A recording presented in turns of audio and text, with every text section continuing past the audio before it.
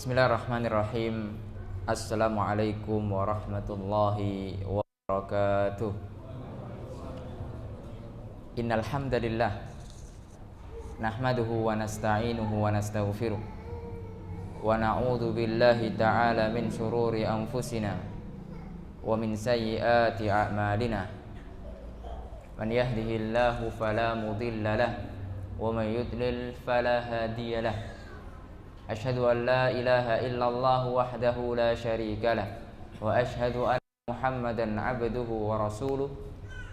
Qala Allahu rabbuna tabaraka wa ta'ala, ya ayyuhalladzina amanu taqullaha haqqa tuqatih wa la tamutunna illa wa antum muslimun.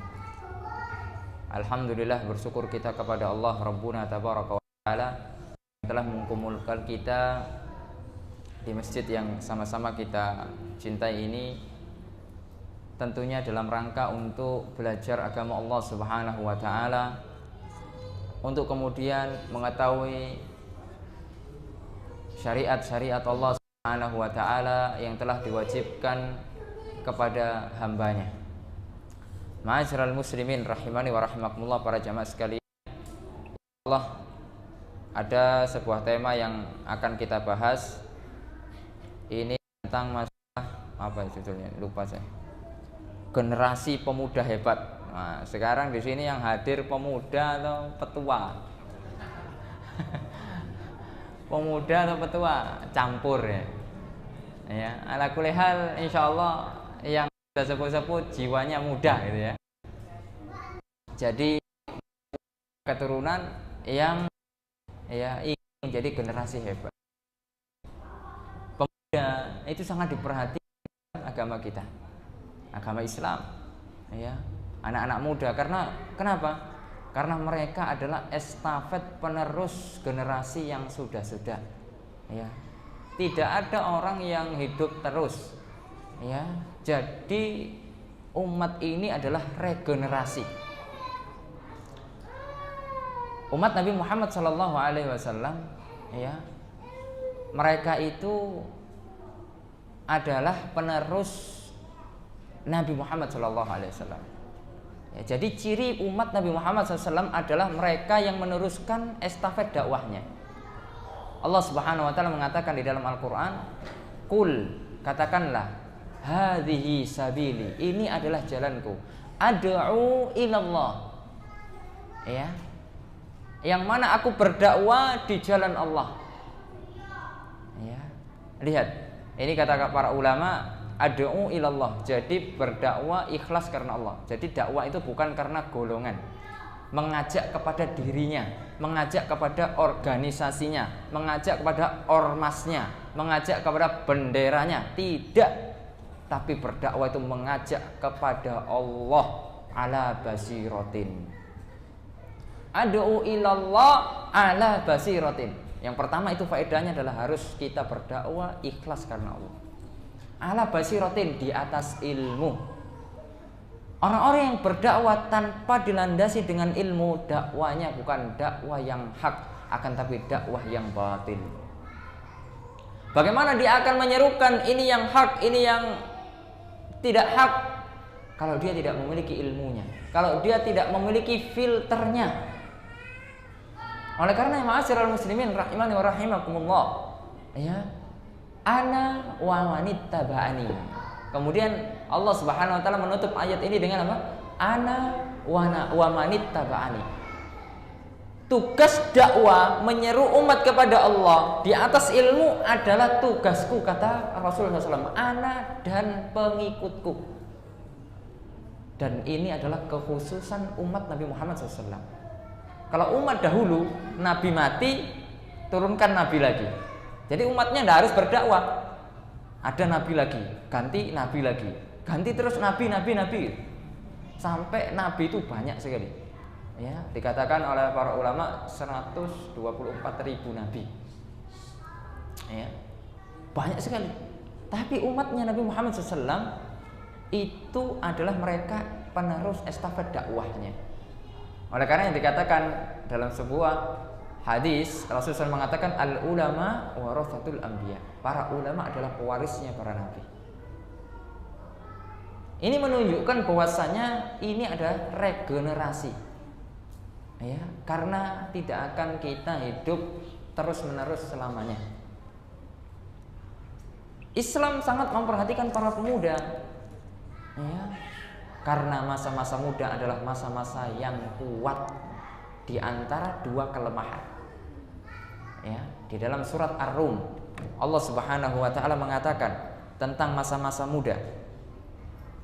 Ya, Allah mengatakan Allahul ladzi khalaqakum min dha'fin. Allah Subhanahu wa taala yang menciptakan kalian dari keadaan dha'fin, lemah. Summa ja'ala min ba'di dha'fin quwwah. Kemudian dijadikan oleh Allah setelah dalam keadaan lemah menjadi keadaan yang kuat. Summa ja'ala min ba'di quwwatin dha'fa wa syaiba. Kemudian setelah kuat Allah jadikan lemah kembali dan beruban. Oleh karena masa-masa muda Allah di tengah-tengah, Allah jadikan di tengah-tengah.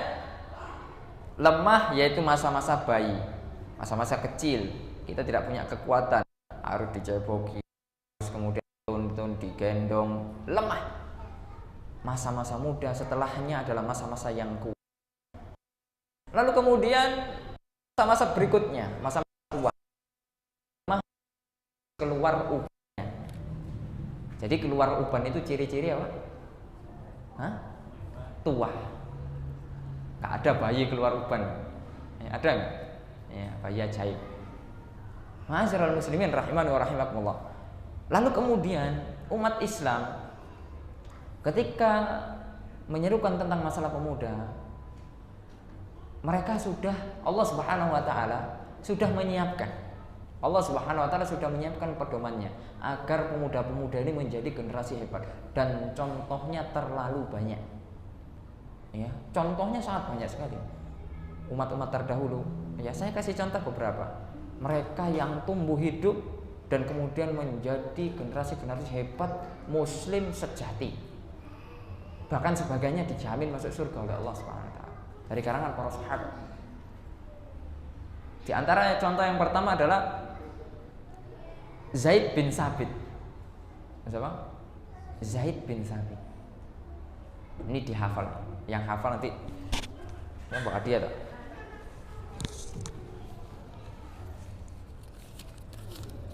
Tinggal segini wong. Tak taruh sini wis. Zaid bin Sabit yang pertama. Ya. Beliau itu meninggal tahun 45 Hijriah. Ini sosok pemuda yang hebat. Beliau di usia 11 tahun. Usia berapa? 11 tahun sudah menguasai bahasa asing. Dan itu belajarnya cuma 17 hari. Yaitu bahasa apa? Bahasa Ibrani. Bahasanya orang Yahudi. Kenapa kok disuruh Zaid bin Sabit untuk keperluan surat menyurat, untuk keperluan dakwah ilallah? Usia berapa? 11 tahun. Flashback. Usia 11 tahun kita ngapain? Jangan Ustaz. Benteng. Tidak punya apa-apa, tidak punya karya, tidak punya andil untuk agama Allah, hanya mementingkan diri kita sendiri.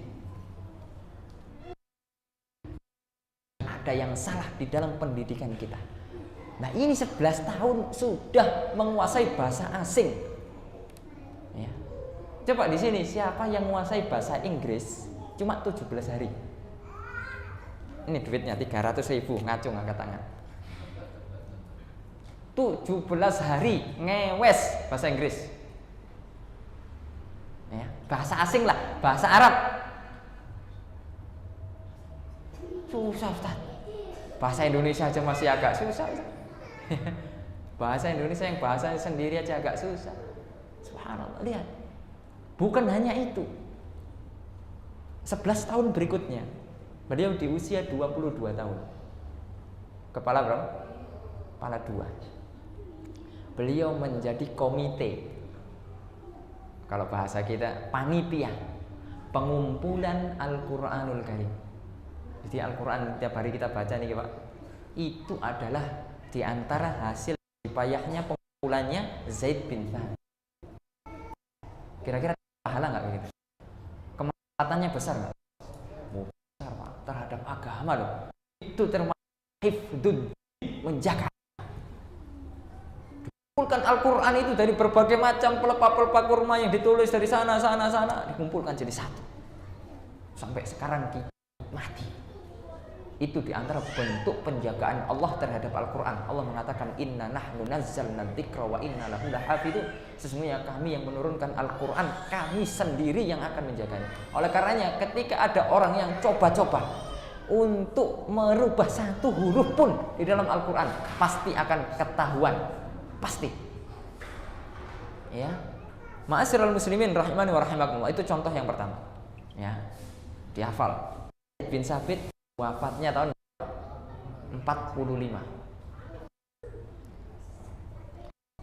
Kemudian sumbangsi terhadap agama sangat besar. 11 tahun sudah mulai puasa. 22 tahun sudah untuk nama Allah dengan yang kemudian yang berikutnya, kedua, ini masih dari kalangan sahabat Nabi Muhammad SAW. Usamah. Siapa? Beliau wafat tahun 54 Hijriah. 5. Nah, sekarang kebalikannya 54. Beliau ma'asyiral muslimin rahimani wa rahimakumullah di usia 18 tahun. Di usia berapa? 18 tahun sudah menjadi jenderal, pemimpin perang, dan musuhnya bukan ecek-ecek.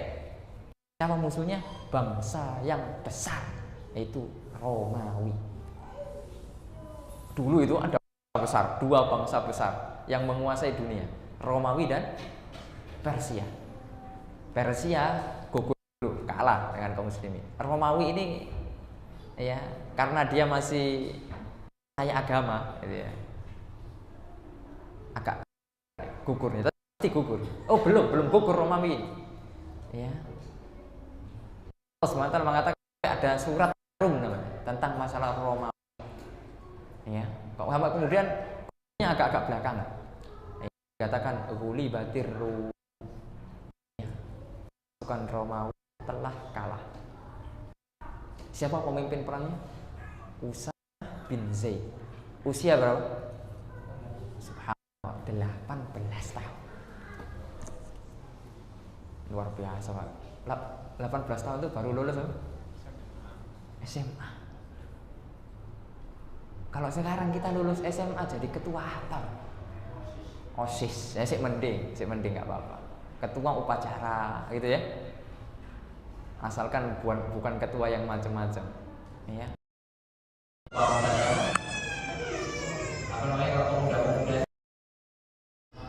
Karuna, nah itu masih mending lah, ya masih ada manfaatnya untuk umat. Ya.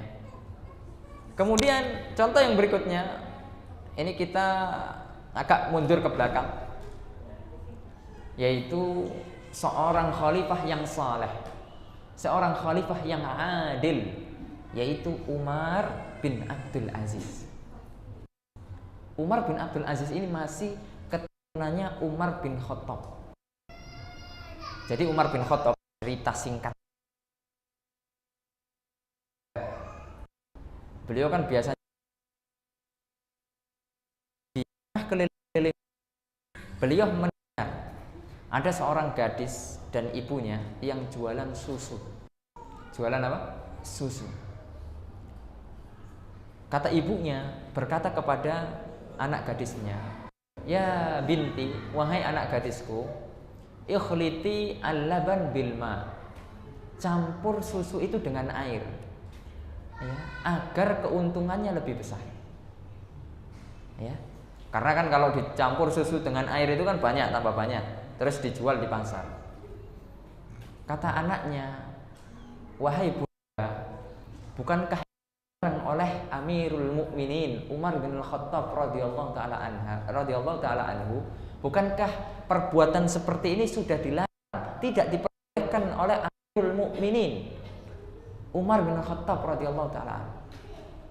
Iya betul, memang dilarang. Akan tapi kan Umar sekarang tidak tahu. Umar kan sekarang tidak melihat perbuatan kita ini. Padahal Umar di situ mendengar. Ya, di situ ada Umar di situ. Cuma tidak kelihatan mereka. Nguping lah ceritanya. Kemudian apa jawaban wanita tersebut? Ya, wanita yang salihah. Wahai bundaku, kalau seandainya Umar Amirul Mukminin tidak melihat kita, tapi Robnya Umar melihat kita. Ini tidaklah dikatakan kecuali orang-orang yang beriman, orang-orang yang bertakwa kepada Allah Subhanahu wa taala. Lihat, jawaban yang luar biasa. Jarang orang seperti ini, Pak. Sampai kemudian akhirnya Umar pulang ke rumahnya, mengumpulkan semua anak-anaknya. Siapa dari antara kalian yang siap nikah? Akhirnya ada salah satu di antara Umar bin Khattab yang siap nikah. Langsung kemudian besok dilamar, Pak. Jarang, Pak. Jarang. Kalau kita ketemu lamar, ya.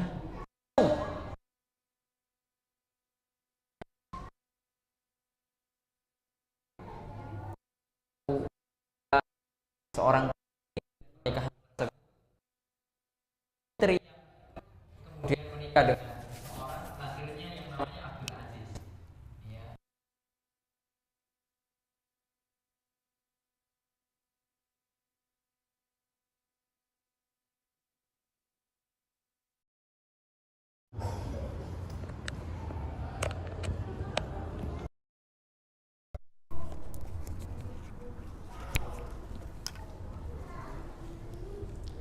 Ma'asyiral muslimin rahimani wa rahimakumullah. Jadi Umar bin Abdul Aziz ini, beliau di usia muda, di usia 23 tahun, beliau sudah menjadi gubernur di kota Madinah. Usia berapa? 23 tahun. Lulus kuliah jadi gubernur. Bayangkan, ya, Ustadz. Beliau kan keturunan raja, beliau kan kaya raya, beliau kan ini, beliau kan itu. Ya. Beliau memang layak menjadi gubernur dengan kemudian leadershipnya, dengan kepintarannya, dengan fakihnya. Umar benar dengan kesolehannya. Ya. Lihat, umur 23 tahun. Beliau wafat tahun 101. Mundur lagi ke belakang, yaitu setelah zamannya tabi'ut tabi'in, yaitu zamannya al-a'immah al-arba'ah, al-imam Asy-Syafi'i. Siapa yang tidak kenal Imam Syafi'i? Ya, kita insya Allah kenal Imam Syafi'i. Beliau wafat tahun, mungkin dan wafat. Hah? Ada yang tahu?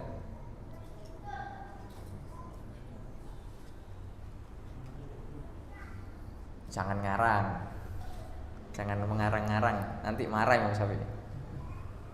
Berapa tahun wafatnya Imam Syafi'i?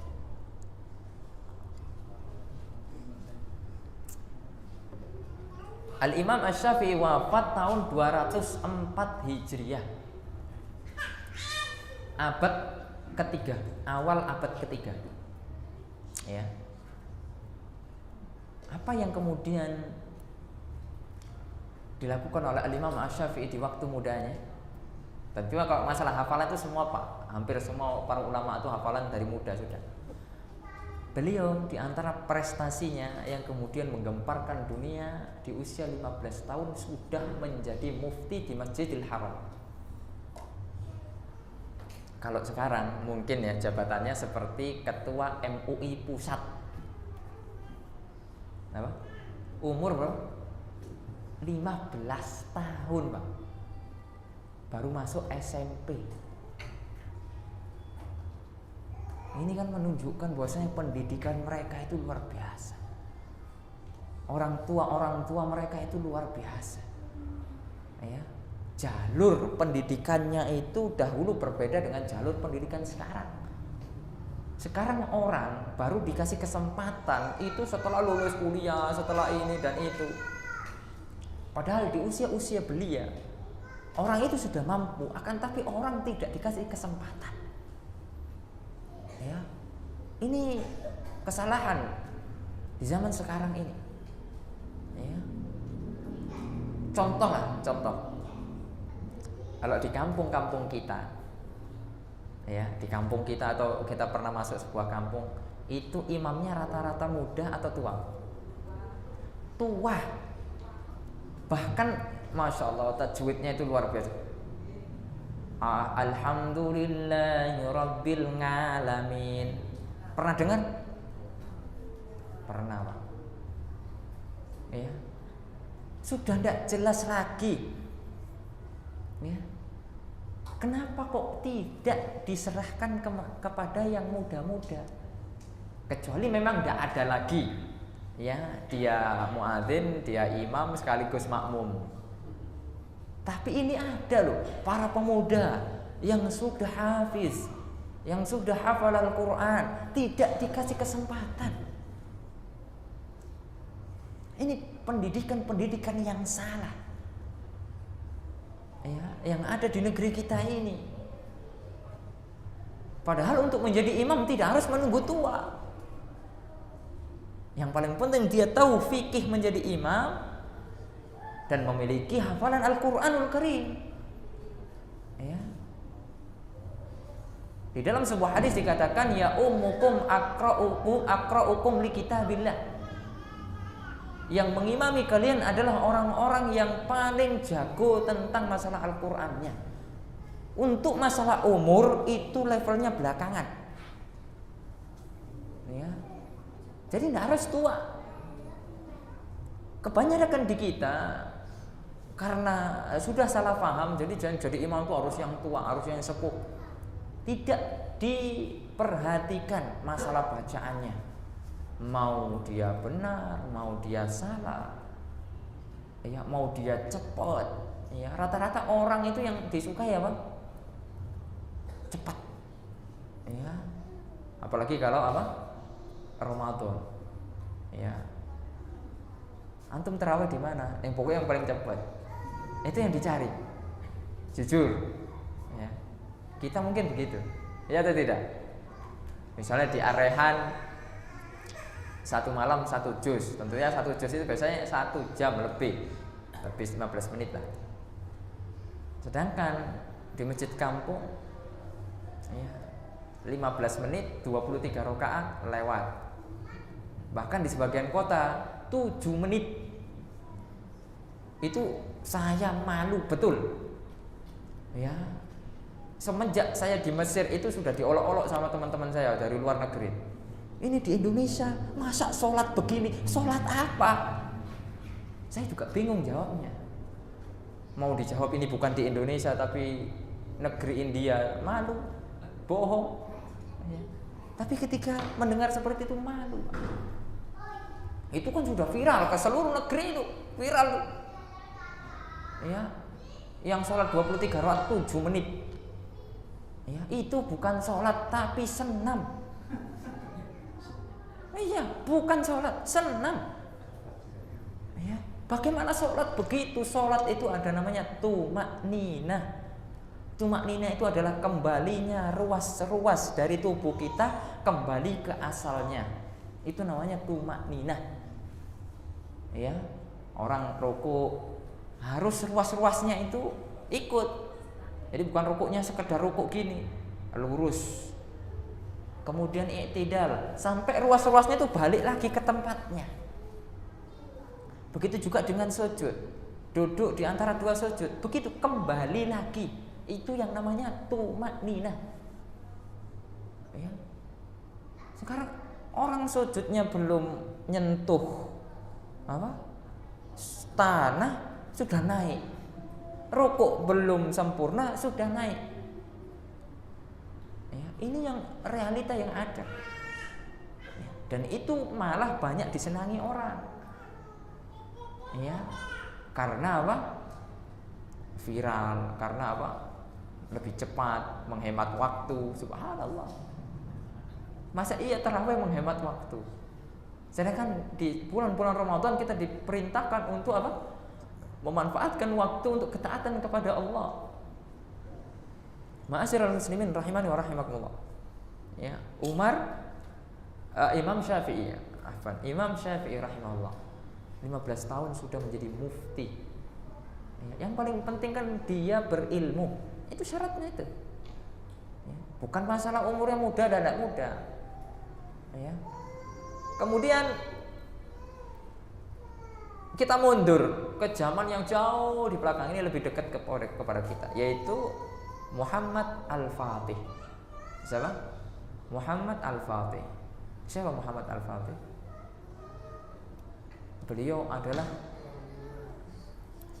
Beliau hidup di abad ke-9. Beliau wafat tahun 886. Beliau di usia 22 tahun sudah menjadi sultan. Sudah menjadi sultan di pemerintahan Turki Utsmani. Sultan itu kalau di negara kita itu presiden. Jadi presiden usia pinten? 22 tahun. Subhanallah. Anda enggak presiden Indonesia ya usia 22 tahun? Ada? Belum ada. Insya Allah nanti ada dari Sugio. Ya, insya Allah.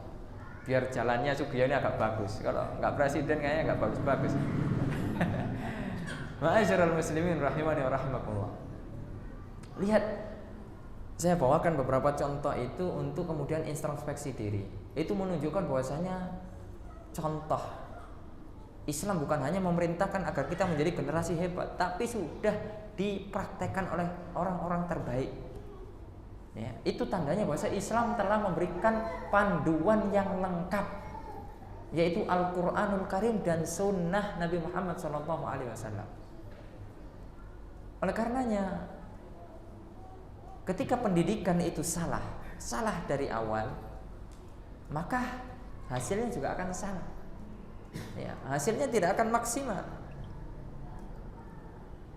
Ma'asyiral muslimin rahimani wa rahimakumullah. Lalu kembali lagi kepada surat Ar-Rum ayat 54 tadi, bahwasannya masa-masa muda adalah masa-masa yang kuat. Yang dimaksud kuat di sini adalah kuat apanya? Ya. Apakah hanya kuat fisiknya? Tentunya tidak. Betapa banyak orang yang kuat fisiknya akan tapi tidak kuat imannya. Dengan fisiknya yang kuat itu malah memudaratkan orang. Kira-kira begal itu fisiknya kuat nggak? Mana ada begal yang loyo, lemes gitu ya, nggak jadi dapat motor itu ya. Ya, perampok itu rata-rata apa? Kuat. Ya. Apakah itu yang kemudian dikatakan di dalam Al-Quran kuat secara fisik? Tidak. Betapa banyak orang fisiknya kuat akan tapi imannya lemah. Mendaki gunung itu lama atau sebentar? Taruhlah mendaki gunung Semeru, puncak tertinggi Jawa. Itu kira-kira sebentar atau lama? Yo lama, Pak. Capek atau nggak capek? Capek, Pak. Capek. Ada nggak mendaki pakai off-road gitu ya sampai puncak? Nggak bisa. Off-road cuma sampai apa? Ya nggak sampai apa? Ya sampai poskonya itulah, nganterkan. Habis itu jalan kaki. Kuat fisiknya. Akan tetapi banyak orang-orang seperti itu, Pak. Fisiknya kuat sampai Semeru dijabani, diladeni, dilakukan. Kemudian ketika azan sholat subuh, berapa orang yang sholat? Kemana orang-orang yang mendaki gunung Semeru itu? Di masjid-masjid Allah. Apakah mereka kuat imannya atau hanya sekedar kuat fisiknya? Untuk mengangkat matanya, untuk bangun, mendengarkan panggilan Allah Subhanahu wa taala melalui azan, kemudian berangkat ke masjid, itu saja berat. Bahkan ada orang yang suka safar jauh-jauh, ya, pergi kemana, pergi ke situ, ya, pelesiran ke sana, pelesiran ke sini, rumahnya dekat masjid, akan tapi seumur hidupnya ke masjid bisa dihitung setahun minimal 2 kali. Berapa? 2 kali. Yang pertama adalah sholat Idul Fitri, yang kedua ketika mengambil kupon kurban. Bukan sholat Idul Adha, mengambil apa? Kupon kurban. Orang tidak pernah kelihatan di masjid, ketika ngambil kupon kurban datang nggak? Datang. Ini luar biasa, ya, menunjukkan yang dimaksudkan oleh Allah Subhanahu Wa Taala bukan hanya kekuatan fisik, akan tapi kekuatan iman. Fisik kuat juga diapresiasi, disarankan, dianjurkan di dalam syariat kita, ya, harus kuat fisiknya, tidak boleh lemah, ya, tidak boleh kita cepat putus asa. Oleh karena Rasul SAW mengatakan dalam sebuah hadis yang sahih, al-mu'minul qawi ahabbu ilallah minal mu'minid dhaif. Mukmin yang kuat, lihat, kan awalnya mukmin dulu, bukan hanya orang yang kuat, ya. Mukmin yang kuat secara fisiknya, secara imannya lebih dicintai oleh Allah daripada hanya sekedar beriman tapi lemah. Kalau kita lemah, kita tidak bisa melakukan aktivitas-aktivitas yang positif, ya, aktivitas-aktivitas yang kemudian membutuhkan ekstra tenaga yang kuat. Ibadah apa kira-kira yang membutuhkan tenaga yang ekstra kuat?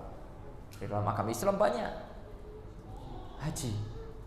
Itu kalau fisiknya lemah, taruhlah ada sebagian tubuh yang sakit, itu akan kesusahan. Sedangkan ketika haji itu ada syariat-syariat yang kemudian kita harus berjalan jauh, ya.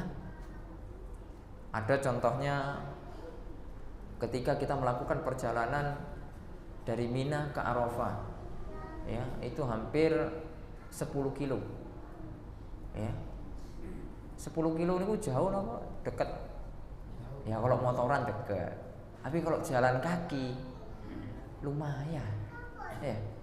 Kalau fisiknya tidak kuat, ya, bisa pingsan, bisa kemudian apalagi cuaca panas dan sangat panas, bukan hanya panas, sangat panas, ya, kira-kira sekitar 46 sampai 50 derajat.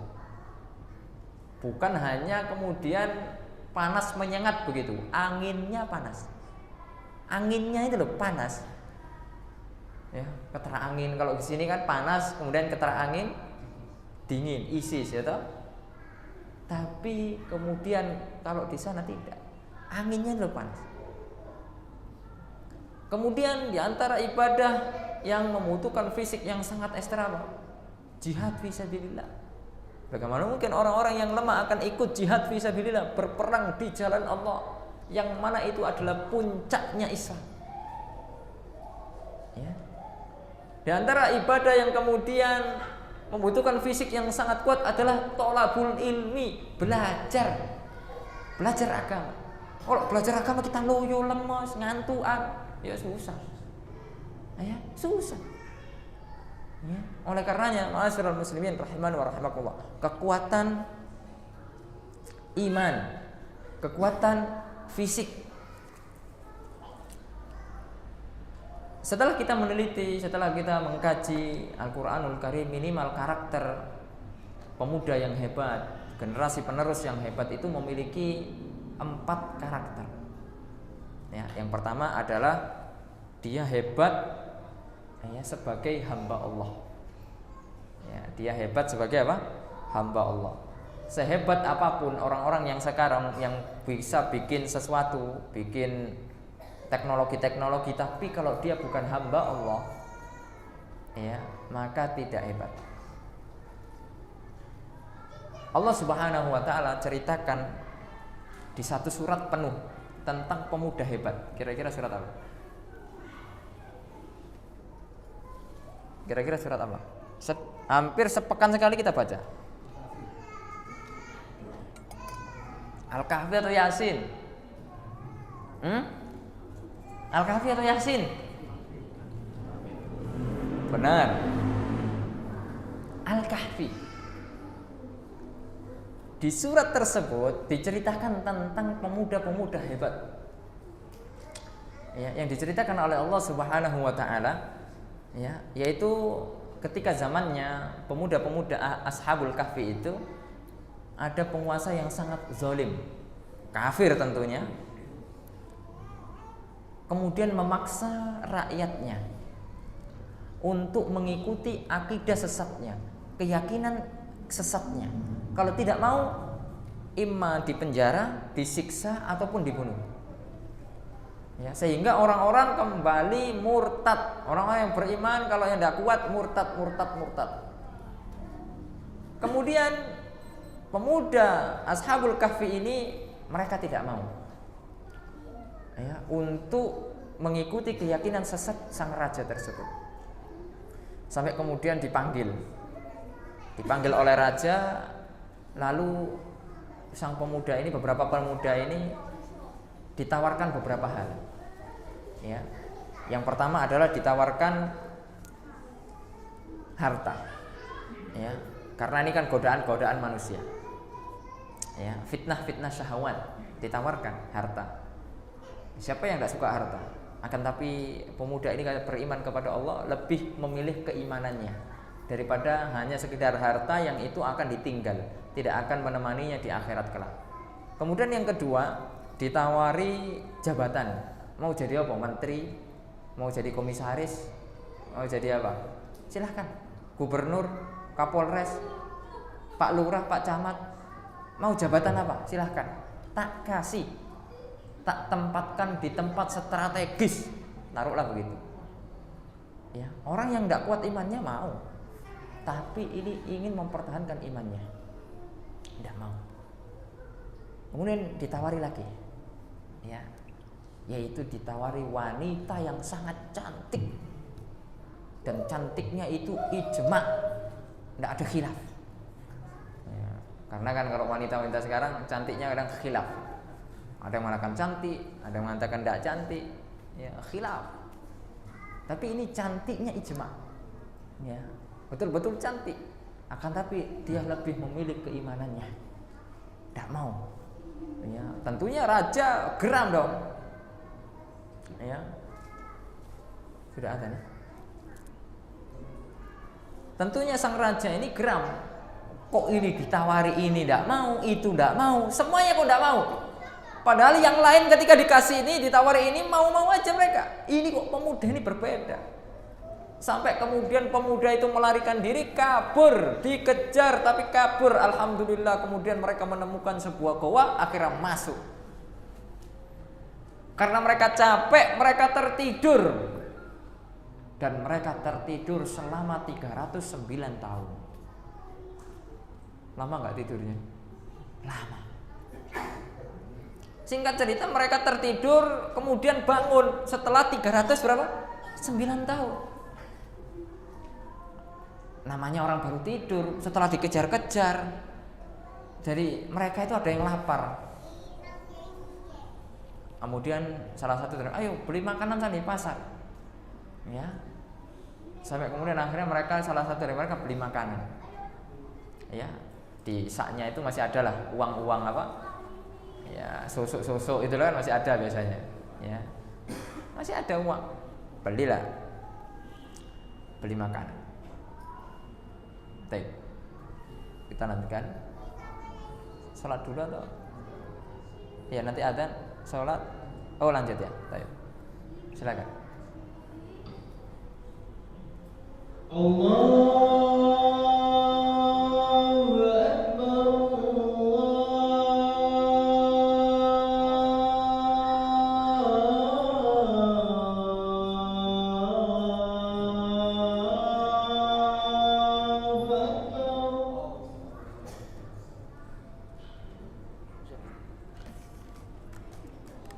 Allah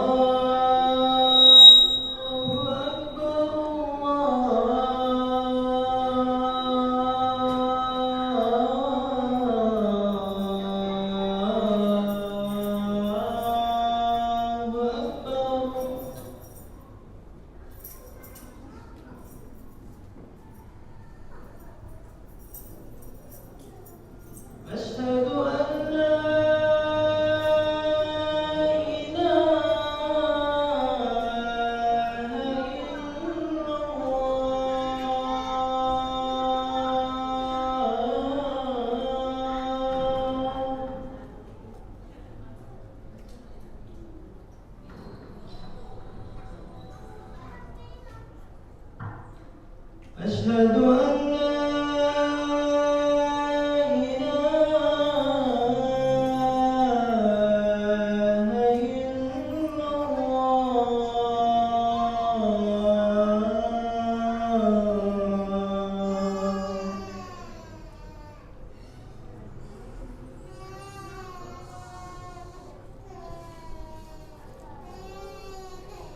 أشهد أن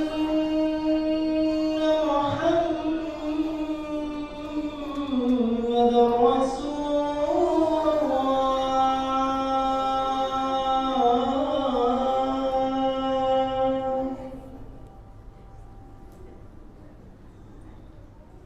رسول الله أشهد أن محمد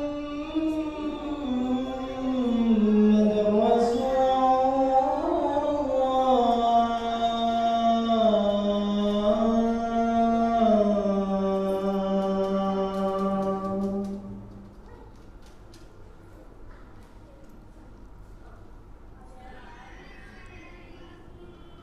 حي على الصلاة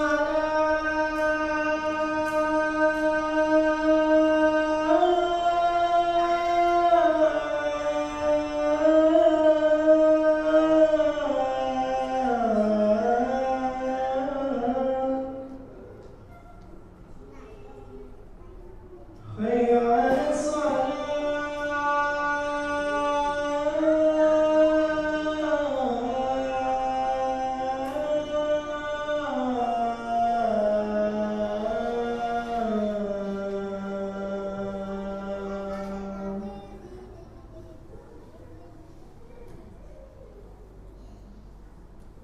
على الفلاح حي على الفلاح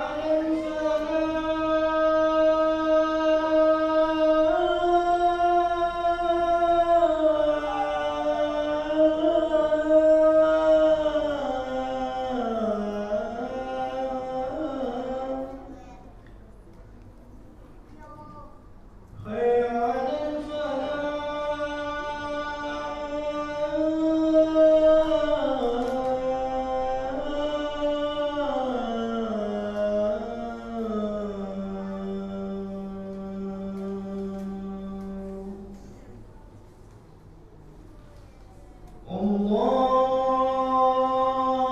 أكبر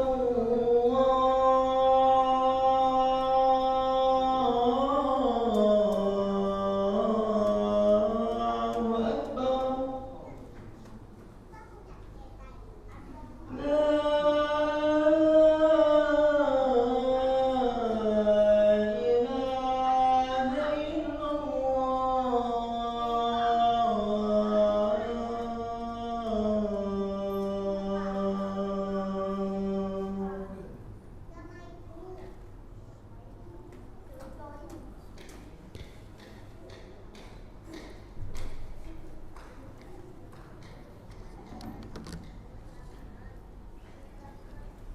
Sampai mana tadi? Hah? Susu. Susu. Ya, beli makan lapar gitu ya. Akhirnya pergilah ke pasar. Kaget orang pasar. Ya, ini duit apa? Ini duit opo kalau bahasa kita. Ini uang apa? Ini uang sudah 3 abad yang lalu. Ya. Bingung yang Ashabul Kahfi ini, pemuda-pemuda ini. Loh, ini uang asli. Saya tidak pernah malsukan uang. Dia kan tidak sadar kalau istirahatnya berapa? 309 tahun. Dan ini bukan dongeng, Pak. Nyata di dalam Al-Qur'an Karim. Atau baca itu surat Al-Kahfi sama artinya. Kalau baca itu sama artinya. Kalau belum bisa bahasa Arab. Dan apa yang disampaikan oleh Allah bukan dongeng, nyata. Ya. Kalau kita tidak beriman ya pasti mustahil Ustaz, masuk istirahat 309 tahun. Ya. Tidak ada yang mustahil bagi Allah Subhanahu wa ta'ala. Allah ala kulli syai'in qadir. Allah Maha mampu atas segala sesuatu. Dan itulah yang berbicara adalah keimanan. Oleh karena kalau hidup kita atau cara beragama kita yang mengedepankan akal, mungkin itu mustahil. Tapi kan kita tidak mengedepankan akal. Akal tunduk kepada wahyu. Ya. Oleh karena yang Ali bin Abi Thalib, ya, radhiyallahu taala anhu, beliau mengatakan jika seandainya agama itu dengan akal, maka sesungguhnya yang harus diusap dari mengusap khauf adalah bawahnya, bukan atasnya. Kan kita ada syariat mengusap khauf, ada ya? Dan itu hadisnya mutawatir, disepakati kesahihannya dan diriwayatkan oleh puluhan para sahabat. Ya, puluhan, tentunya itu sangat banyak sekali. Dan mustahil mereka bersatu di atas kedustaan. Ya. Mengusap khauf, jika seandainya agama kita ini dengan akal, kira-kira kita pakai khauf zaman kita ya mirip-mirip sepatu lah. Sepatu itu yang kotor bawahnya atau atasnya? Bawahnya. Seandainya kalau menurut akal yang diusap itu bawahnya. Kok yang di atasnya diucap? Wahyu dari Allah Subhanahu wa taala. Kalau kita buang angin, pernah nggak kita buang angin tiap hari, Ustaz? Yang diusap apanya? Yang diusap apanya kalau kita buang angin? Hah? Areknya. Yang diusap adalah mukanya. Berwudu. Ya toh? Kalau kita mau sholat habis buang angin, yang diusap apanya? Mukanya. Ya. Kenapa kok bukan tempat buang anginnya? Agama Allah Subhanahu wa taala. Ya. Ma'asyiral muslimin rahimani wa rahimakumullah. Ya. Oleh karenanya ini adalah kisah nyata. Sampai kemudian dibawahlah ke persidangan. Ya, dibawa ke sidang. Ini kok bisa ada duit seperti ini, dibawa ke pengadilan. Sampai kemudian mereka sudah mendapati ternyata rajanya yang zaman dia 3 abad yang lalu itu kafir dan zalim. Kemudian mereka mendapati ketika di persidangan itu memiliki raja yang beriman kepada Allah Subhanahu wa taala. Dan pemuda ini difirmankan oleh Allah Subhanahu wa taala dalam surat Al-Kahfi ayat yang ke-13. Allah mengatakan innahum fityatun. Mereka itu adalah para pemuda. Amanu, yang beriman kepada Allah, bi rabbihim, yang beriman kepada Rabbnya, wazidnahum huda. Orang-orang yang beriman kepada Allah akan ditambahkan keimanannya, akan ditambahkan petunjuknya oleh Allah Subhanahu wa taala. Ya. Oleh karena seseorang tidak akan menjadi hebat, tidak bisa dikatakan orang itu sukses kalau mereka tidak beriman kepada Allah. Syarat mutlak jadi generasi hebat, jadi generasi kuat, jadi generasi penerus adalah beriman. Jadi meskipun kayanya, ya punya semuanya, ya punya apa? Bahkan punya 1 gunung emas, ya. Ketika tidak beriman bukan orang sukses, bukan orang yang hebat, bukan generasi hebat. Bahkan kalau seandainya antum punya usaha jalan tol, punya usaha apa? Jalan tol. Usaha jalan tol itu ada salah seorang, siapa itu namanya itu? Ya, lupa saya namanya. Itu penghasilannya itu sehari 5 miliar. Berapa? 5 miliar. Duit tek, duit 300.000 wis sewenek. Nah ini 5 miliar. Ya, sehari. Mau bikin apa saja bisa, pondok pesantren, mau bikin 1000 pondok pesantren pun bisa. Ya, dan kerjanya apa? Turu tok. Uang kan masuk sendiri. Ya, dia hanya tidur aja. Luar biasa. Tapi kalau tidak beriman, bukan orang hebat. Ya. Allah mengatakan innal ladzina kafaru, sesungguhnya orang-orang yang kafir, wa matu wa hum kuffar, kemudian mati dan dia kafir, matinya dalam keadaan kafir, falayyuqbala min ahadihim, tidak akan diterima dari mereka mil'ul ardi dhahaban wala wiftadabih, tidak akan diterima dari mereka 1 bumi emas untuk menebus kekafirannya. Ya Allah, saya punya gunung emas, saya punya 1 bumi emas, walaupun ini tidak akan mungkin. Sekaya apapun orang nomor 1 di dunia yang kaya tidak akan punya kekayaan seluas bumi. Apa? Kekayaan emas berupa bumi misalnya. Tidak akan mungkin, mustahil. Akan tapi jika pun ada, tidak akan mungkin bisa menebus siksa Allah, tidak akan menebus azab Allah, tidak akan menebus dia dari neraka Allah Subhanahu wa taala. Kafir kepada Allah Subhanahu wa taala. Oleh karenanya ma'asyiral muslimin, syarat mutlak adalah beriman. Dan ketika kita bicara masalah iman, berkaitan erat dengan masalah akhlak. Ya, akhlak itu ada dua, akhlak kepada manusia dengan akhlak kepada Allah. Ya, akhlak kepada manusia, ya kita baik sama manusia, tidak mengganggu. Akhlak kepada Allah, tidak syirik, tauhid, ya, tidak berbuat bermacam-macam ajaran baru. Akhlak kepada Allah Subhanahu wa taala. Ya, bukan berarti ketika kita berbicara masalah akhlak cukup akhlak dengan manusia, tidak. Kan ada namanya hablum minallah, ada namanya apa? Hablum minannas. Di dalam awal-awal surat Al-Baqarah itu disebutkan, ya, tentang bagaimana hubungan kita dengan Allah harus baik, hubungan dengan manusia juga harus baik. Rasulullah SAW mengatakan, akmalul mu'minina imanan ahsanuhum khuluqa. Ya, orang yang sempurna imannya adalah orang yang paling baik akhlaknya.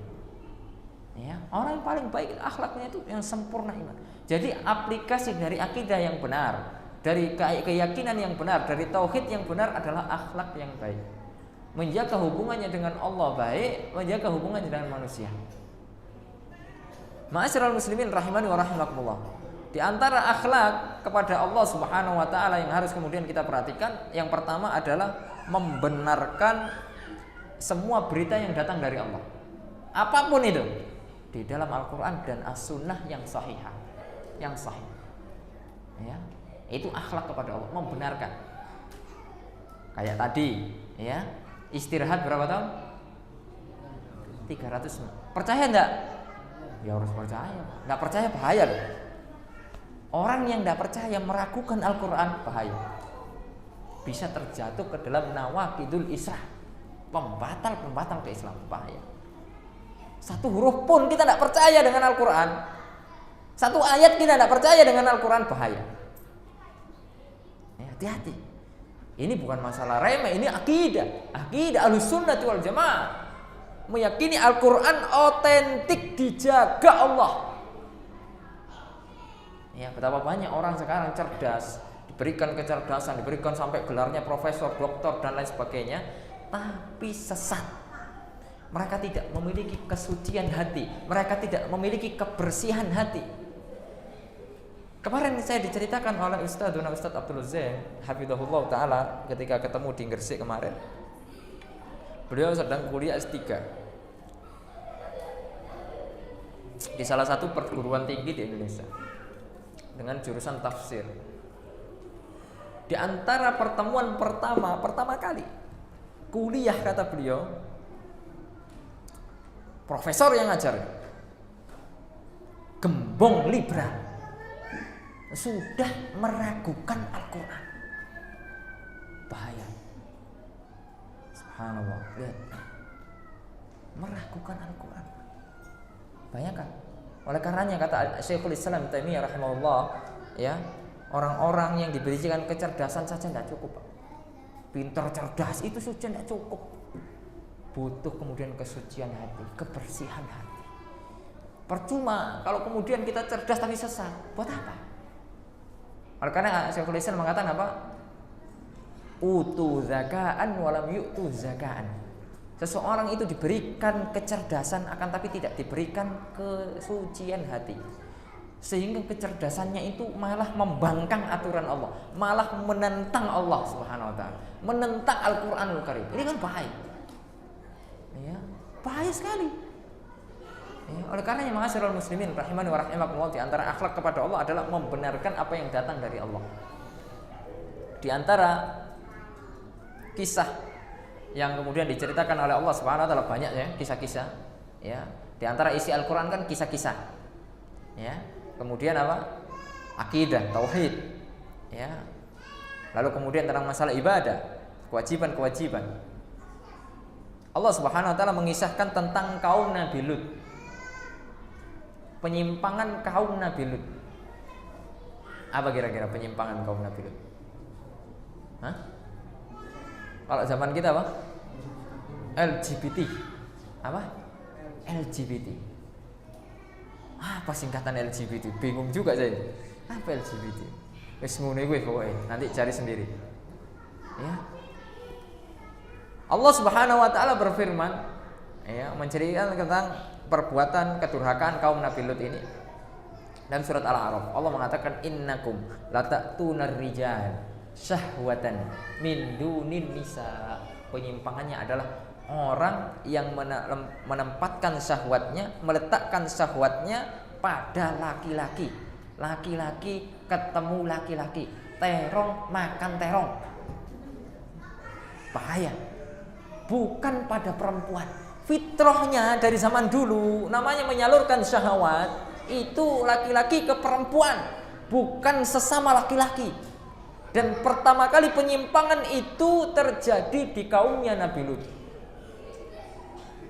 Sampai kemudian Allah murka kepada kaumnya Nabi Lut. Apa kata Allah Subhanahu wa taala dalam Al-Qur'an? Falamma jaa, ya. Kemudian Allah mengatakan falamma, ya, ja'at amruna, ya. Kemudian faj'alna 'aliyaha safilaha. Ketika datang perintah dari kami, kata Allah Subhanahu wa taala, aku jadikan bumi yang di bawah itu di atas, yang dari atas di bawah, di balik bumi. Bukan hanya itu, wa amtarna 'alaihim hijaratan min sijil. Kemudian kami hujankan kepada mereka kaumnya Nabi Lut hujan batu yang keras sebagai azab dari Allah Subhanahu wa taala. Oleh karenanya ketika kita melihat kemungkaran yang sangat-sangat mungkar, dan ini sekarang lagi marah. Bukan hanya perzinahan. Kalau perzinahan dosa besar.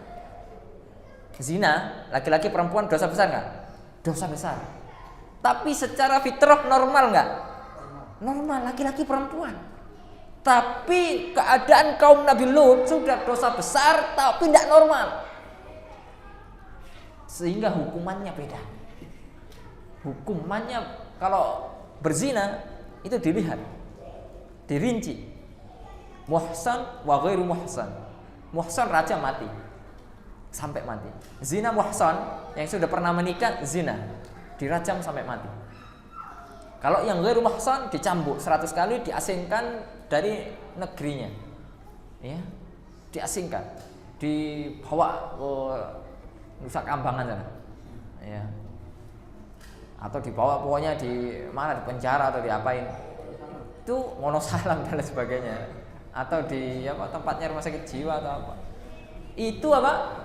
Kalau ghairu muhsan. Ya.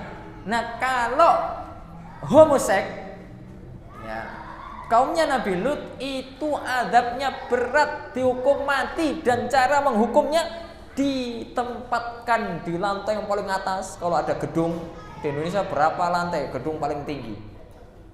Saya tidak pernah naik sih, gedung apa ya kira-kira ya. Taruhlah gedungnya di depannya Masjidil Haram, tahu ya? Tower Zam, ya apa? Kalau di sana namanya Burj Sa'ah. Nah, kalau kita kan seringnya apa? Tower Zam-Zam. Ya. Tower Zam-Zam itu tinggi, Pak. Itu orang-orang yang musik itu dibawa ke atas, dijongkrokno, des. Kira-kira mati atau kecekluk? Kaget, mati. Itu untuk apa? Sebagai hukuman. Kita harus percaya itu, Pak. Kisah itu benar. Kisahnya Nabi Ibrahim benar. Kisah Nabi Yusuf benar nak? Ketika Nabi Yusuf digoda sama wanita, benar nak kisahnya?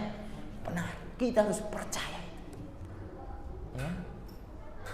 Ma'asyiral muslimin, rahimani wa rahimakumullah. Ya. Kemudian kisahnya Nabi Ibrahim, kita harus percaya itu. Ya. Apa yang kemudian dibawakan oleh Rasul SAW, kisahnya Rasul, percaya atau enggak? Ya, Rasul punya istri berapa? Istri banyak, percaya enggak? Ibu-ibu harus percaya. Ya, enggak boleh enggak percaya. Ya. Rasul SAW memiliki istri banyak. Beliau sebagai panglima, beliau sebagai pemimpin perang. Ya.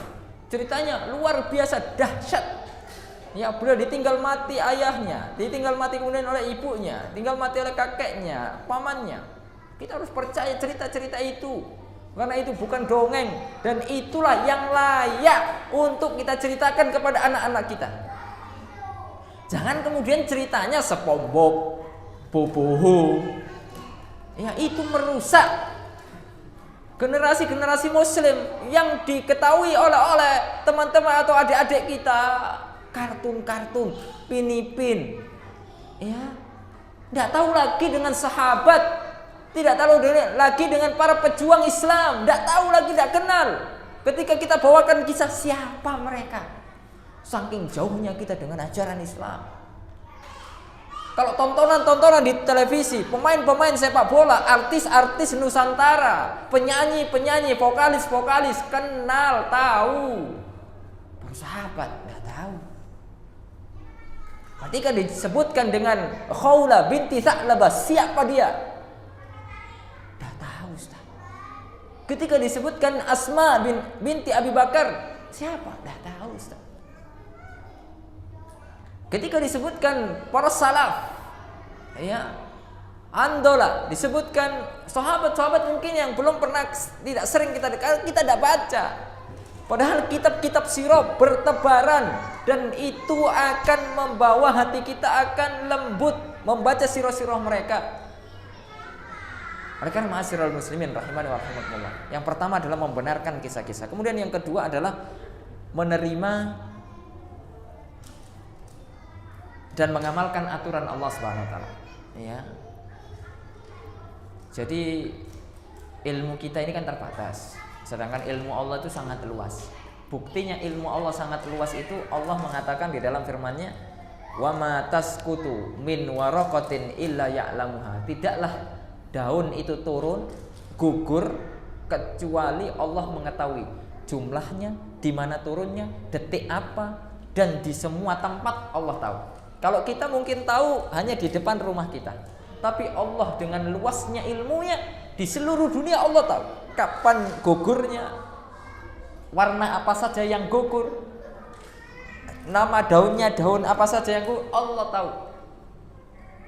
Saking luasnya ilmu Allah Subhanahu wa taala. Oleh karena kita harus menerima. Karena Allah lebih tahu tentang diri kita. Allah yang mensyariatkan, kita mampu atau tidak. Ya, oleh karena ma'asyiral muslimin rahimani wa rahimakumullah, jangan kemudian kita nolak. Ya, minimal ketika kita belum bisa mengamalkan perintah Allah, jangan kemudian kita menentang. Ya, misalnya kita masih belum bisa meninggalkan beberapa kemaksiatan. Ya, contoh bapak-bapak, ya mohon maaf, yang masih ngerokok belum bisa meninggalkan. Tapi jangan kemudian cari-cari dalil. Ustaz, mau rokok itu bermanfaat, Ustaz. Apa dalilnya? Saya punya dalil, Ustaz. Yang pertama, maling tidak bisa masuk rumah karena orang yang merokok sering batuk. Ya, jadi maling takut mau masuk rumah. Itu dalilnya. Ya, ini dalil-dalil dari kiai-kiai keprek. Ya, jengkel gitu. Jadi dicari dalilnya kayak gitu tuh, Pak. Ya. Luar biasa. Sudah, kalau memang belum bisa meninggalkan, mohon ampun kepada Allah. Rabbana zalamna anfusana wa illam taghfir lana wa tarhamna lanakunanna minal khasirin. Ya Rabb, kami mohon maaf, ya, kami mohon ampun, kami telah menzalimi diri kami, ya. Kami belum bisa meninggalkan kemaksiatan. Seandainya Engkau tidak mengampuni kami, sesungguhnya kami akan menjadi orang-orang yang merugi. Ya. Itu kalau kita belum bisa mengamalkan perintah Allah. Di antara perintah Allah untuk kaum lelaki untuk memanjangkan jenggot. Ustaz, belum bisa, Ustaz, agak sulit, Ustaz. Saya kalau memanjangkan jenggot tuh istri marah. Ya, saya disuruh tidur di luar. Ya, contohnya begitu. Ya. Jangan kemudian cari-cari dalilnya. Ada enggak, Ustaz, dalil yang membolehkan motong jenggot? Jangan. Syariat-syariat, kalau kita belum bisa mengamalkan, mohon ampun kepada Allah, itu yang harus kita lakukan. Kalau kita belum bisa mengamalkan sholat berjamaah 5 waktu, jangan cari dalil-dalil. Ustaz, boleh nggak keringanan? Cari keringan. Jangan. Mohon kepada Allah, kita fakir ya Allah, hambamu belum bisa sempurna beribadah kepadamu ya Allah, belum bisa menjalankan syariat-syariatmu dengan sempurna, ampuni kami ya Allah. Itu yang harus kita lakukan. Kita harus lapang dada menerima semua syariat Allah, walaupun kita berat, mungkin berat ya, mungkin kita berat atau segala macam, ada banyak konsekuensi. Misalnya ada sebagian kita masih bekerja di instansi-instansi yang haram, instansi-instansi ribawiyah, belum bisa meninggalkan riba. Jangan kemudian cari-cari ustadz yang membolehkan riba, mencari-cari fatwa yang membolehkan riba. Ustadz ada kok, tak cari-cari. Orang-orang seperti ini mencari-cari ketergelinciran para ulama adalah orang zindiq, orang munafik. Yang dikatakan oleh Allah Subhanahu wa taala, innal munafiqina fid darkil asfali minan nar. Orang-orang munafik adalah orang-orang yang berada di kerak paling dalamnya neraka. Jadi tingkatan neraka itu ada banyak, Pak. Paling dalamnya tuh orang-orang munafik. Mereka menampakkan zahirnya Islam, batinnya kufur kepada Allah Subhanahu wa taala. Bahaya. Oleh karenanya itu yang harus kita lakukan. Belum bisa menjalankan kewajiban dengan sempurna, ya, menjalankan syariat Allah dengan sempurna, mohon ampun, bertaubat kepada Allah. Jangan cari-cari pembenaran, jangan cari-cari dalil. Kemudian yang berikutnya, yang terakhir, akhlak dengan Allah adalah sabar dan ridho terhadap takdir Allah. Kalau kita sudah takdirnya seperti ini, ridho, sabar kepada Allah SWT. Jangan kemudian kita kufur, ya, tidak mau menerima. Kok takdir saya ini, ya Allah, kenapa saya kok miskin terus? Saya ini sudah kerja, kok miskin terus? Sedangkan fulan, ya, itu kerjanya tidak jelas tapi dia kaya, ya. Saya ini kerjanya dari pagi pulang malam tapi tidak kaya-kaya. Fulan kerjanya di rumah tapi kaya cepat, ya. Subhanallah. Ya. Ridho, sabar dan ridho kepada Allah, ya. Mungkin kita ditakdirkan oleh Allah SWT ada sakit, sabar ridho terhadap takdir Allah Subhanahu wa taala. Ya, itu konsekuensi dari iman terhadap takdir. Ya, wa antu'mina bil qadari khairihi wa syarrihi, yaitu beriman dengan takdir yang baik dan buruk. Dan semua takdir bagi orang yang beriman adalah baik. Allah Subhanahu wa taala, Rasulullah SAW mengatakan dalam sebuah hadis yang sahih, ajaban li amril mukmin, menakjubkan, ya, perkara-perkara orang-orang yang beriman. In asabahu sarra, ya, syakar, ya, jika dia dapat nikmat bersyukur dia kepada Allah, ya, punya harta lebih diinfakkan jalan Allah, ya, bersyukur kepada Allah, punya ilmu diajarkan, diamalkan, bersyukur dengan ilmunya, ya. Kemudian wa in asabahu dharra sabar, kalau ditimpa musibah orang-orang beriman itu sabar. Wa huwa khairun lahu, dan itu lebih baik baginya. Jadi tidak ada orang beriman itu tidak baik, semuanya baik. Ya, dapat musibah baik, dapat nikmat baik. Asalkan hati kita bisa kita tata, bagaimana bisa sabar, ridho terhadap pemberian dari Allah Subhanahu wa taala. Kemudian yang kedua, kriteria yang kedua, hebat sebagai anak orang tua. Ya, hebat sebagai anak orang tua. Insyaallah kita sampai 7:30, ya, 15 menit lagi. Hebat sebagai anak orang tua. Ya, tadi yang pertama hebat sebagai apa? Hamba Allah. Ya. Jadi kita harus beriman, ya, berakhlak kepada Allah. Itu hebat sebagai hamba Allah. Jadi generasi hebat harus ditanamkan seperti itu. Kemudian yang kedua adalah hebat sebagai anak orang tua. Ada nggak di sini yang bukan anak orang tua? Angkat tangan. Bukan anak orang tua. Semua kita anak orang tua, betul? Nah, ya, masa ya kita anak orang hutan? Kan tidak ada. Ya, anaknya orang tua. Kita harus menjadi hebat sebagai anaknya orang tua. Setinggi apapun kedudukan kita, sesukses apapun kehidupan kita, walaupun kita menjadi pejabat yang tinggi, punya jabatan, punya rumah yang luas, tapi kalau kita durhaka kepada orang tua, wallahi, demi Allah, tidak akan bermanfaat itu semuanya. Tidak akan bermanfaat dengan durhaka kepada orang tua. Kesuksesan kita, kekayaan kita, wallahi tidak akan membawa manfaat bagi kita. Nabi Muhammad SAW bersabda, bahwasannya orang tua adalah pintu surga. Oleh karenanya Pak, kalau kita masih punya orang tua, harus bersyukur kepada Allah. Apalagi mendapati orang tua kita masih sepuh dan hidup.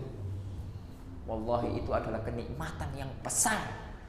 Surga di hadapan kita. Oleh karenanya Rasul SAW mendoakan, ya, kecewa, sedih orang-orang yang mendapati orang tuanya dalam keadaan sepuh, dia tidak masuk surga, rugi, kecelakaan. Rasulullah SAW mengatakan dalam sebuah hadis yang sahih, roghima'an man adraka walidayhi walam yudkhilhul jannah. Ya. Celaka. Dan ini diaminkan oleh malaikat Jibril. Celaka bagi orang yang mendapati orang tuanya sudah tua, dia tidak bisa masuk surga. Celaka. Padahal orang tuanya adalah pintu surga. Dikatakan oleh Rasulullah SAW, al-walidu awsatu abwabil jannah. Orang tua adalah pintu surga. Fa in syi'ta fa'adhi lahu fa in syi'ta fa'adhi dzalikal bab aw ihfadhu. Tinggal kitanya. Kita sudah tahu orang tua pintu surga, kita menyia-nyiakan atau menjaga mereka. Subhanallah, lihat Pak. Ya, sebagai anak orang tua. Oleh karenanya ketika kita masih punya orang tua, pulang, minta maaf ke orang tua. Banyak dosa kita kepada mereka. Kalau kita orang tua kita sudah wafat, doakan. Ya, karena yang mereka butuhkan adalah doa-doa kita, infak kita, amalan soleh kita. Itu yang mereka butuhkan. Ya. Ada seorang ulama namanya Muhammad bin Munkadir. Siapa? Muhammad bin Munkadir. Beliau ketika pulang dari mungkin safar atau yang lainnya, mendapati uminya, masih punya umi, tidak bisa tidur, pengen dipijeti. Apa? Pengen dipijeti, sakit-sakit badannya. Muhammad bin Munkadir ini tentunya dengan sigap, ini anak yang berbakti kepada orang tua, anak yang soleh, dipijeti, ya, sampai subuh, dipijeti sampai subuh. Nggak bisa tidur orang tuanya karena sakit-sakit badannya, dipijeti terus. Dengan sabarnya Muhammad bin Munkadir mijeti. Sedangkan Muhammad bin Munkadir punya saudara namanya Umar bin siapa? Hah? Umar bin Munkadir. Ya bapaknya podo. Ya, Umar bin Munkadir rajin sholat malam. Ya, rajin apa? Sholat malam saudaranya. Kemudian beliau mengatakan, di pagi hari saya tidak merasa, sedangkan Muhammad bin Munkadir kan nggak bisa sholat malam karena mijeti umiknya sampai subuh.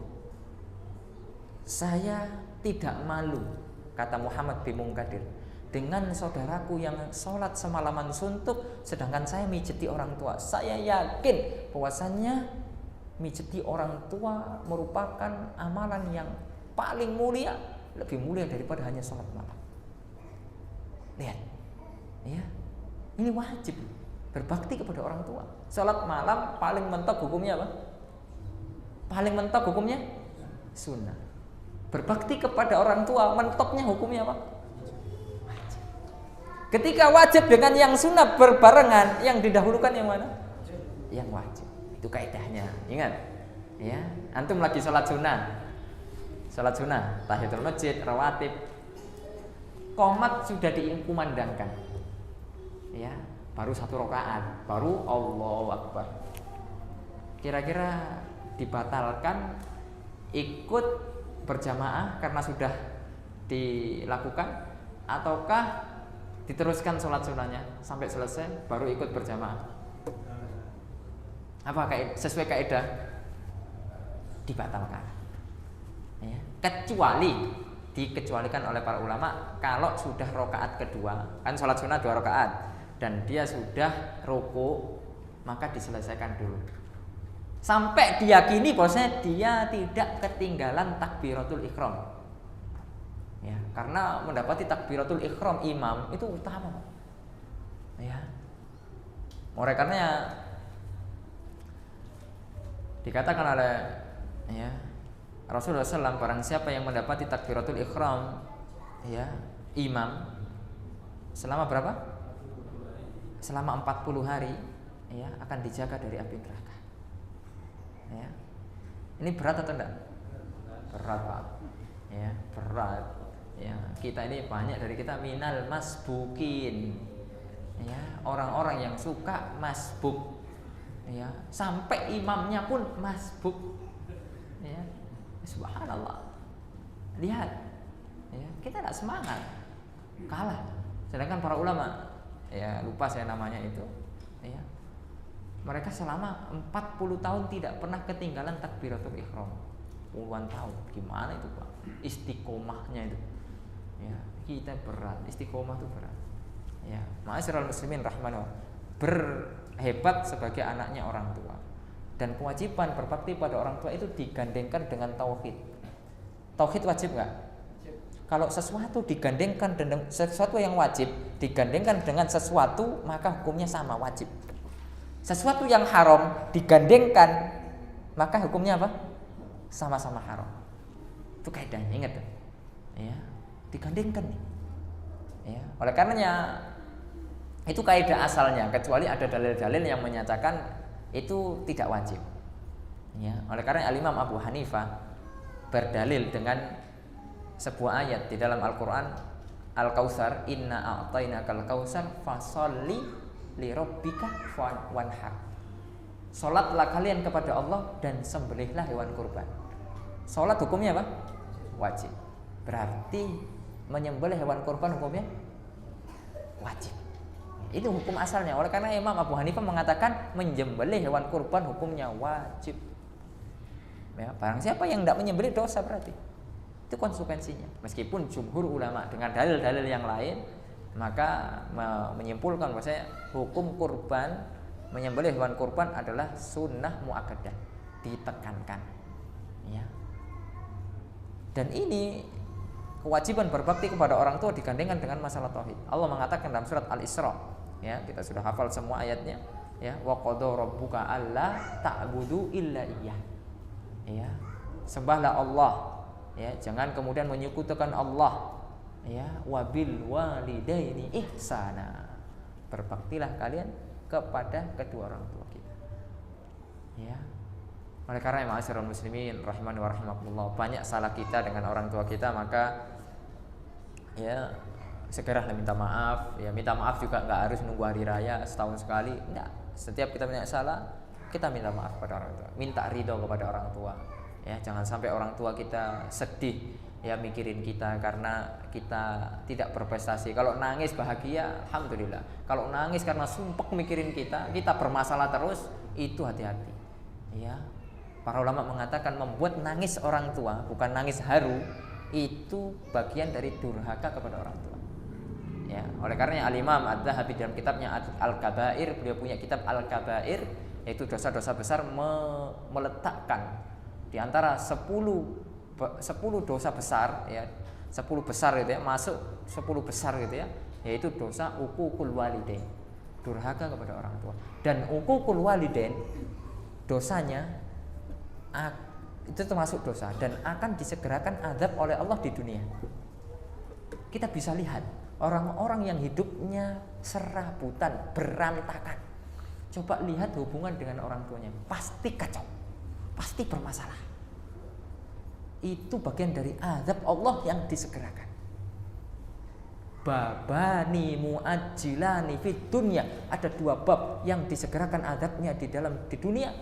Adzulmu wal uquq, kata Rasulullah SAW, kedzaliman dan durhaka kepada orang tua. Hati-hati, ya, hati-hati. Kemudian yang ketiga, yaitu hebat sebagai anggota masyarakat. Ya, ya, kita pasti hidup itu kan bermasyarakat. Jangan sampai kita jadi sampah masyarakat. Ya, untuk menjadi generasi hebat kita harus bermanfaat kepada masyarakat. Ya, di tengah-tengah masyarakat. Rasulullah SAW mengatakan, ya, khairun nas anfa'uhum linnas. Sebaik-baik manusia yang paling bermanfaat bagi manusia. Ya, kalau kita tidak bisa memberikan manfaat, Pak, minimal tidak jadi owner, nggak bikin owner, udah menang aja. Ya, kita manfaat sudah tidak ngasih manfaat, malah apa?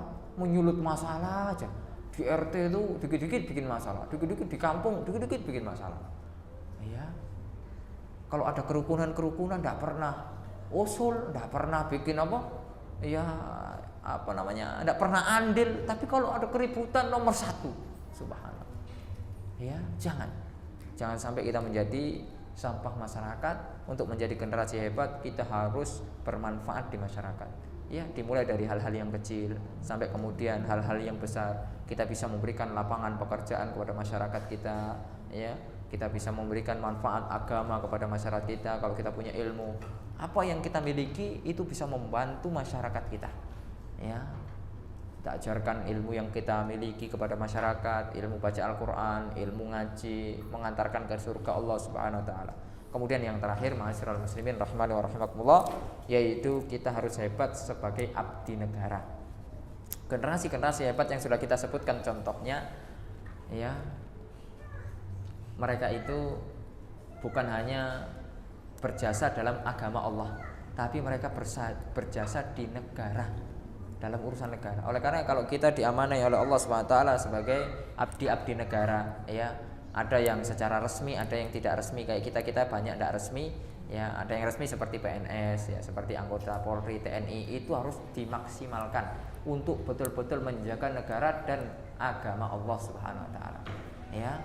Kemudian kalau kita ini yang tidak resmi, ya, non PNS, warga sipil, ya, kita harus betul-betul menjadi warga yang menjaga keamanan. Jangan bikin onar, jangan berkeyakinan dengan keyakinan yang sesat. Negara ini semua negara apa? Penduduknya kafir lah. Ini negara kafir lah. Bikin masalah. Ya. Banyak pemahaman-pemahaman takfiri yang menyimpang. Ya, berpemahaman demikian. Ya. Ini bukan pemahaman Ahlussunnah wal Jamaah. Gampang mengkafirkan orang ini bukan pemahaman Ahlussunnah wal Jamaah. Ahlussunnah sangat berhati-hati urusan takfir. Ya, hati-hati sekali. Ya. Oleh karena Rasulullah SAW mengatakan, man qala li akhihi ya kafir faqad ba'a bi ahaduma. Barang siapa yang mengatakan kepada saudaranya dia kafir dan tidak terbukti, maka kekafiran itu balik kepada dirinya. Hati-hati, Pak.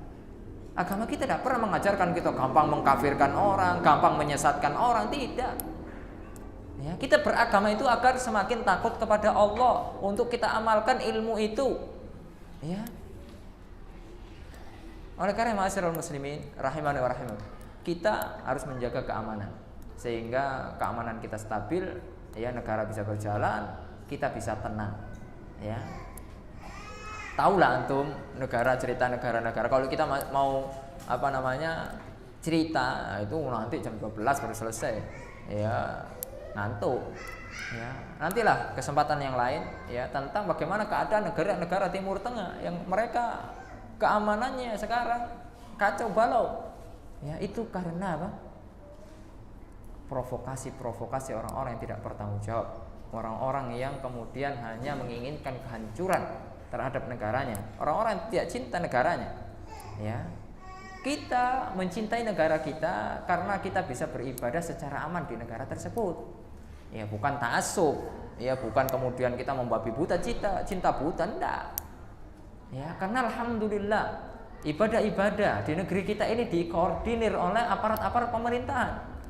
Ya, yang pertama masuk Islam, ditanya enggak? Ada KTP-nya enggak? Islam sama enggak Islam? Ada, Pak. Ya. Waktu sholat ada waktu-waktunya enggak? Dikasih waktu.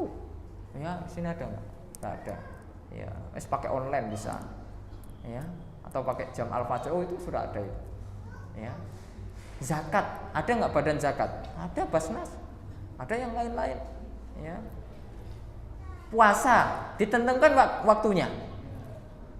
Ditentukan pakai apa? Cara yang syar'i. Negara kita sudah pakai cara yang syar'i dengan ru'yatul hilal, melihat hilal. Ya, meskipun imkaniyatul ru'ya, tidak melihat aslinya. Ya, kemudian dihitung-hitung. Ya, kalau seperti ini berarti puasa. Kalau enggak ikmal, disempurnakan. Itu metode yang syar'i. Kemudian haji, diatur enggak hajinya? Diatur, Pak. Ya, sampai tahun sebegini berangkatnya. Ya, meskipun tentunya masih banyak kekurangan, ya toh? Tidak sempurna, belum sempurna Pak.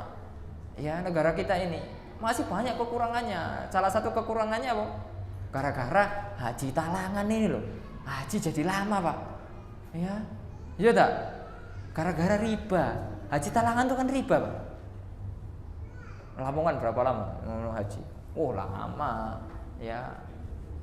Makanya kalau pengen haji cepat jadi TKI solusinya. TKI ke Saudi. Ya. Kalau yang masih muda-muda daftar kuliah di Saudi. Ya, insya Allah bisa haji cepat. Ya. Karena di sana nggak ada antri. Ya, waktu itu dulu 2018 ya. Saya itu menjelang haji mungkin 2 pekan itu saya baru daftar haji. Alhamdulillah setelah waktunya haji ya tanggal 7 Zulhijjah itu saya berangkat ya dari Kairo menuju Bandara Jeddah. Ya, haji nggak usah antri-antri, cuma 2 minggu. Ya, itu bukan haji yang bayar mahal, bukan haji furoda, bukan haji plus, bukan haji biasa. Haji apa? Biasa. Di sana nggak ada dana talangan gitu nggak ada. Nah, sekarang ini gara-gara talangan orang yang memang nggak punya duit, cuma punya duit 100.000 sudah dapat kursi. Wah ini yang musik. Ya. Haji itu kan bagi apa? Yang mampu. Sekarang ini orang belum mampu dipaksa-paksakan untuk haji, sehingga 100.000 bisa daftar. Gimana? Sehingga terjadilah antri dan lain sebagainya. Ini memudorotkan. Ya, orang-orang yang sudah alhamdulillah dikasih rezeki, akhirnya masih harus nunggu lagi. Ya 5 tahun, 7 tahun dan lain sebagainya. Oleh karena ma'asyiral muslimin, ya kembali lagi bahwasanya kita harus menjadi ya hebat terhadap abdi negara kita. Ya, kita menjadi apapun jangan kemudian bikin onar, bikin kerusuhan, provokator, menyebarkan berita-berita hoak, mengadu domba antara rakyat dengan pemerintah. Harus kita memiliki hubungan baik dengan pemerintah. Ya, jangan sampai ada gap-gap. Ya, dikira-kira aliran sesat. Orang-orang yang pemahaman sesat dia akan takut memiliki tandim syria, ya rahasia khusus. Kalau kita pengajian kita terbuka di live streaming, siapapun bisa nonton, ya silakan. Ya Pak Jokowi mau dengarkan ceramah saya, ya alhamdulillah. Ya mau ngundang ke istana, ya monggo, misalnya begitu. Nggak ada rahasia-rahasiaan, ya bebas. Ya, nggak pernah kita bikin kajian di terowongan tersembunyi, nggak ada. Ya, itu artinya kita tidak akan takut, kita akan bertanggung jawab dengan apa yang kita sampaikan, karena itulah ilmu yang kita miliki. Ya, kalaupun kita salah, manusia minta maaf, selesai. Ya atau tidak? Oh, itu gentleman. Ya, oleh karena ma'asyiral muslimin sudah lebih 4 menit. Ya, semoga yang sedikit ini bermanfaat bagi kita. Semoga Allah Subhanahu wa taala berikan keberkahan kepada kita. Semoga Allah Subhanahu wa taala melindungi kita dari segala macam penyimpangan-penyimpangan sehingga kita bisa menyiapkan minimal yang orang tua menyiapkan generasi-generasi hebat ya yang sudah kita sebutkan. Ya jangan sampai menjadi generasi-generasi ya yang loyo, generasi-generasi micin, ya generasi-generasi yang jauh dari Allah Subhanahu wa taala, kerupuk melempem dan lain sebagainya. Ya pemuda-pemuda harus semangat. Ya yang kita bela adalah agama Allah. Ya jangan sampai kita ya jadi pemuda-pemuda yang ndak ono girohnya terhadap agama Allah. Ya ndak ada girohnya. Pemuda-pemuda harus hebat. Ya jangan sampai ustadz saya masa harus jadi ustadz semua? Nggak harus jadi ustadz semua. Jadi orang kaya, donatur, ya. Jadi ini, jadi itu, aparat, jadi ini, melindungi kajian, melindungi masjid. Itu. Ya, sekarang pemuda-pemuda kita yang dipikirkan syahwat, yang dipikirkan adalah ya dunia tok. Ya, dunia. Ya, mati apa yang dibawa. Ya, wa in tatawallaw yastabdil qauman ghairakum tsumma la yakunu amsalakum. Kalau seandainya kita tidak mau, wis Ustadz saya tidak mau ngaji, saya tidak mau taat kepada Allah, udah silakan. Allah tidak butuh kita. Allah akan datangkan umat, ya Allah akan gantikan kita dengan umat yang lain. Tentunya akan beriman kepada Allah, yang akan taat kepada Allah. Allah tidak butuh kita. Oleh karena kita yang butuh dengan agama, kita harus betul-betul andil untuk agama Allah Subhanahu wa taala. Terakhir, ya ada uang 100.000. Siapa yang bisa menyebutkan 5 contoh tadi dari pemuda-pemuda hebat? sama tanggal lahirnya, sama usianya, sama apa yang dibuatnya. Nggak usah melihat, nggak boleh melihat, nggak boleh ngerepek, nggak boleh ngerepek. Harus hafal. Generasi hebat tuh cepet ngapalnya, ya, cepet ngapalnya. Nggak boleh baca, tutup buku, close book. Nggak zamannya sekarang open book. Semoga nggak ada uangnya utuh. Wah, ada, bukan generasi hebat nih, ya. Ada nggak? Mana yang kecil-kecil tuh? Adik-adik. Ayo yang adik-adik, mana yang adik-adik? Apa lupa? Wah, itu makanya. Ya. Insyaallah lah kita coba lagi pada kesempatan yang lain. Wassallallahu ala nabiyina Muhammad wa ala alihi wasallam. Subhanakallahumma wa bihamdika asyhadu an la ilaha illa anta astaghfiruka wa atubu ilaik. Wassalamualaikum warahmatullahi wabarakatuh.